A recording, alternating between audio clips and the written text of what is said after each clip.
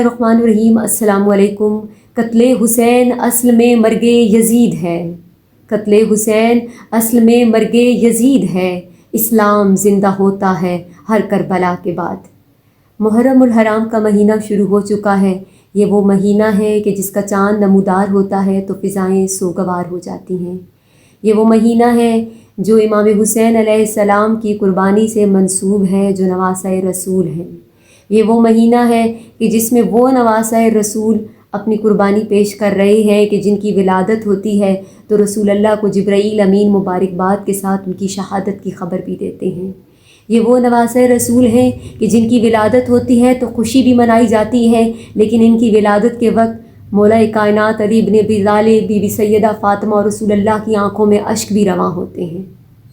रसूल करीम सल्लल्लाहु अलैहि वसल्लम बहुत से मकामात पर इमाम हुसैन अलैहिस्सलाम की शहादत और वाक़या करबला के बारे में अपने अहले बैत को भी बताते रहे और सहाबा कराम को भी बताते रहे। लेकिन उस वक्त सबके लिए ये तसव्वुर करना बहुत ही मुश्किल था कि क्या ऐसा वक्त भी आएगा कि नवासा रसूल को 3 दिन का भूखा और प्यासा शहीद कर दिया जाएगा। लेकिन अभी आधी सदी ही गुजरी थी कि वो वक्त आ गया। वो वक्त आया कि जब एक जालिम, जाबिर और फासिक शख्स मिंबर रसूल पर आकर बैठा और इंसानी कदरों की पामाली करने लगा, और मुआशरा खामोश है, उसको रोकने वाला नहीं है। इंसानी कदरों की पामाली हो रही है, लेकिन मुआशरा उस बुराई को रोकने की जुर्रत नहीं कर रहा, कोशिश नहीं कर रहा। तो उस दौरान इमाम हुसैन अलैहिस्सलाम उन इक़दार को बसाने के लिए निकलते हैं। हुसैन अलैहिस्सलाम ने खुदा का नुमाइंदा होने के नाते, रसूल अल्लाह का नुमाइंदा होने के नाते हक़ का परचम उठाया और उन इंसानी कदरों को पामाली से बचाने के लिए और इंसान की हुर्रियत को बचाने के लिए अपने खानवादे को लेकर करबला का रुख किया। और फिर मैं बताती चलूँ कि इमाम हुसैन अलैहिस्सलाम की जंग किसी इक़्तिदार की नहीं, बल्कि इंसानी कदरों को ज़िंदा करने के लिए ये थी। वो इंसानी कदरें जो रसूल अल्लाह ने मुतारिफ़ करवाई उस अरब के मुआशरे में, जहाँ पर जुल्म व सितम था और कोई इंसानी इक़्तिदार नहीं थी, और इस्लाम आया और उन कदरों को ज़िंदा किया। लेकिन आपके जाने के आधी सदी के बाद ही उन कदरों को पामाल किया जाने लगा और ज़माना और इस्लाम से पहले के वक्त की तरफ पलटाया जाने लगा। तो इमाम हुसैन ने अपने नाना के दीन को बचाने के लिए अपना और अपना खानवादा पेश कर दिया। आइए हम समझने की कोशिश करते हैं कि ये इक़्तिदार की जंग क्या होती है और इक़्तिदार की जंग क्या। जब हुक्मरानों को ललकारा जाए, साहिबान इक़्तिदार के ख़िलाफ़ आवाज़ उठाई जाए और जंग छेड़ी जाए, उस जंग को जंग इक़्तिदार कहा जाता है। इक़्तिदार की जंग यानी एक ताकतवर मसनदे कुदरत पर बैठा हुआ है, दूसरा चाहता है उससे ये तख्ते कुदरत छीन ले और ख़ुद इस कुदरत को संभाल ले, उसको हटाकर ख़ुद इक़्तिदार की कुर्सी पर बैठना चाहता है।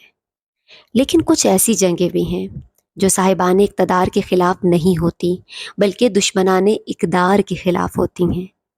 और वो जंग जो दुश्मनाने इक़्तिदार के ख़िलाफ़ हो, वो इक़्तिदार की जंग कहलाती है। इसमें 2 ग्रुप होते हैं।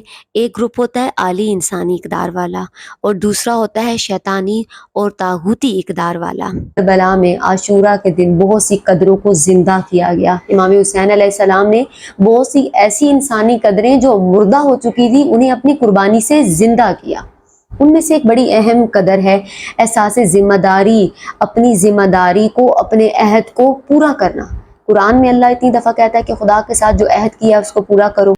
करबला का एक बड़ा पैगाम एहसास ज़िम्मेदारी है। इमाम हुसैन अलैहिस्सलाम ने ये साबित किया कि जब हक़, दीन और इंसानियत ख़तरे में हो तो फिर खामोश नहीं रहा जाता, बल्कि अपनी ज़िम्मेदारी अदा करना ज़रूरी होता है। हज़रत अली अलैहिस्सलाम फरमाते हैं कि तुम में से हर शख्स ज़िम्मेदार है और उससे उसकी ज़िम्मेदारी के बारे में सवाल किया जाएगा। एक और मौका पर फरमाया, हक बात कहने और जालिम के मुकाबले में खड़ा होने से मत डरो।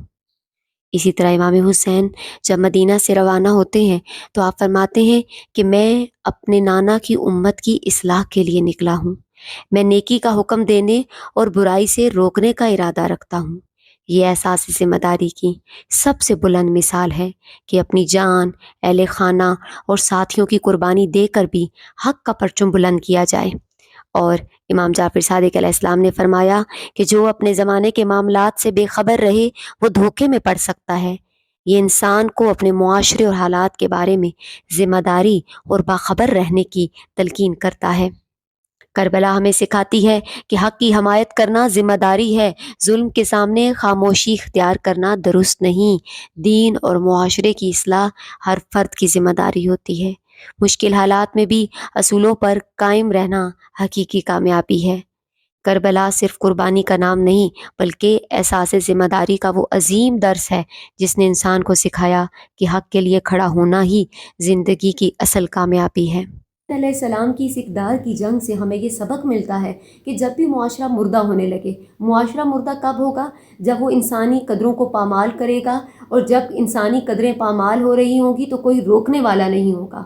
تو جب اس طرح کی سچویشن، جب اس طرح کا ایک ماحول پیدا ہونے لگے تو اس وقت ایک خدا کے نمائندے، ایک حریت پسند انسان، ایک باوقار انسان، ایک عالی صفات رکھنے والے انسان کی کیا ذمہ داری ہوتی ہے وہ ہمیں واقعہ کربلا سے سمجھ آتی ہے۔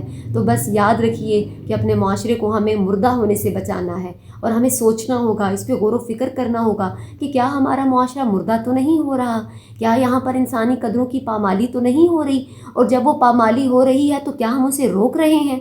اگر ہم حسینی بننا چاہتے ہیں تو پھر ہمیں پریکٹیکلی وہ تمام قدریں جن کو پامال کیا جا رہا ہے، وہ جو انسانی قدریں ہیں جن کی وجہ سے انسان اشرف المخلوقات ہے، اگر وہ پامال ہو رہی ہیں تو ہمیں قربانی دینے کے لیے تیار ہونا ہوگا، تبھی ہم حسینی کہلائیں گے۔